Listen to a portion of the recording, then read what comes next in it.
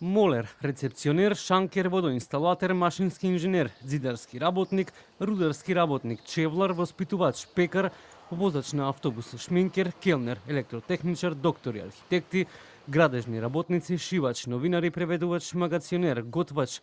Ова се само дел од работниците по кои се трага, а за кои се отворени работни позиции. Според податоците на Агенцијата за вработување, во моментот има 7632 слободни работни места. Бизнисот и стопанските комори го вклучи алармот, се трага по работник повеќе. Одливот на работна сила се чувствува кај голем дел од компаниите и бизнис секторот кој меѓу другото се пожали дека не ни може да најдат квалитетни работници, бидејќи излезат го бараат надвор од државата. Дел од компаниите со по 5000 денари за секој работник кој ќе најде втор работник. Ангел Димитров од Организација на работодавачи вели дека канцерот во општеството поради кој младите ја напуштаат државата е партизацијата при вработувањето. Таа партизација навлезе насекаде. Влезе во културата, во образованието, во спортот. Уште во детска градинка негователки се делат по партиска линија, па да не зборуваме понатаму. Значи, без разлика дали е на локално ниво или на државно ниво, замислете вие као студент, ново запишан студент, за влезете на интернат, мора да влезете во партијата да направите пристапницата во таа партија за да влезете на интернат. И тоа младите луѓе кои не се партиски определени, кои другачи го сваќаат светот, а не поделен помеѓу да речеме ВМРО и СДС, ги страшно нервира.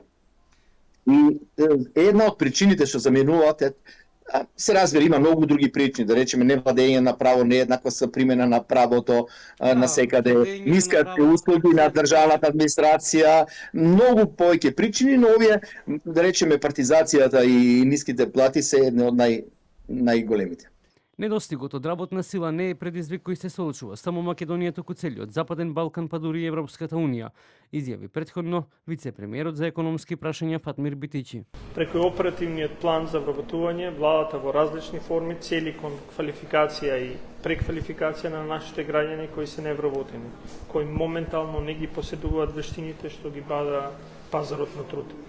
Еднината е во четвртата индустриализација која нуди квалитетни работни места, вештачка интелигенција преку учење, роботика, дигитален маркетинг, сајбер безбедност и мегатроника.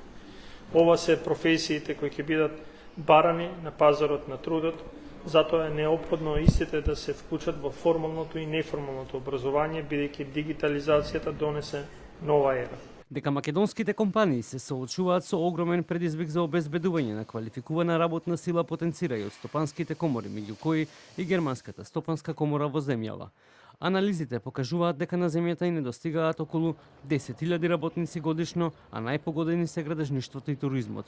Според податоците на Државниот завод за статистика, од прикажаните резултати од анкетата за работна сила во првото тримесечје од 2023 година, евидентирани се вкупно 104.403 невработени, од кои 66.587 мажи и 37.816 жени.